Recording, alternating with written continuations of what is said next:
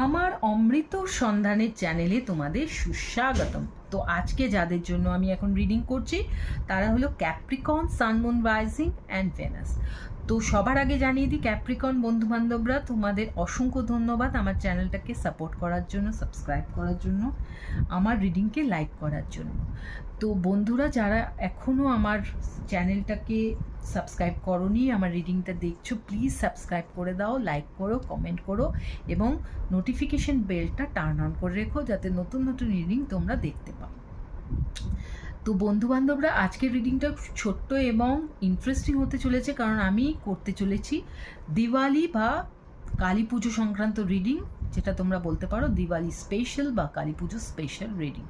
তো এই রিডিংটা ইন্টারেস্টিং এই কারণে হতে চলেছে কারণ তোমরা সবাই জানো যে নেগেটিভ এনার্জি এই সময় কিন্তু খুব প্রখর হয়ে ওঠে এবং আমাদের কর্তব্য হয় যে এই সময় মানে নেগেটিভ এনার্জিগুলোকে সাপ্রেস করে পজিটিভ এনার্জিকে তুলে ধরা, যেটাকে আমরা বলি অন্ধকারকে জয় করে,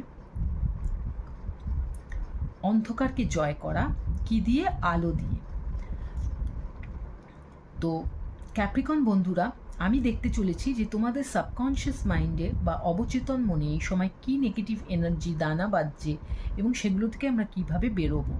তার সঙ্গে আমি দেখব যে মা কালী বা যে পজিটিভ এনার্জির আরাধনা তোমরা এই সময় করবে সে তোমাকে কি ব্লেসিংস দিতে চলেছে এই সময়।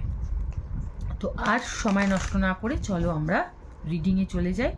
তো Capricorn, sun, moon, rising, venous, দেখা যাক তোমাদের জন্যে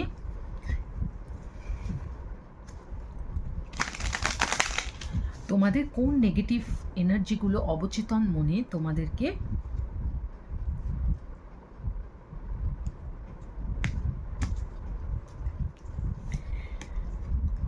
have courage, find wholeness, wounded healer. তো ক্যাপ্রিকন বন্ধুরা, যেটা আমি দেখতে পাচ্ছি যে এই সময় কালী পুজো বা দিওয়ালির টাইমে তোমাদের মনের ভেতর না অদ্ভুত একটা ভয় জন্মাবে কোনো একটা বিষয় নিয়ে, যেটাকে তোমরা আবার লুকিয়ে রাখতে চাইবে এবং এই ভয়টাকে তোমরা পুষতে চাইবে, ভয়টাকে পুষে রাখতে চাইবে। তো তোমাদের কি কর্তব্য আমার বন্ধুরা, ক্যাপ্রিকন বন্ধুরা বলো তো? তোমাদের কাজ এটাই হবে যে সেই ভয়টাকে না পুষে রেখে সাহস দিয়ে সেই ভয়টাকে জয় করতে। দেখো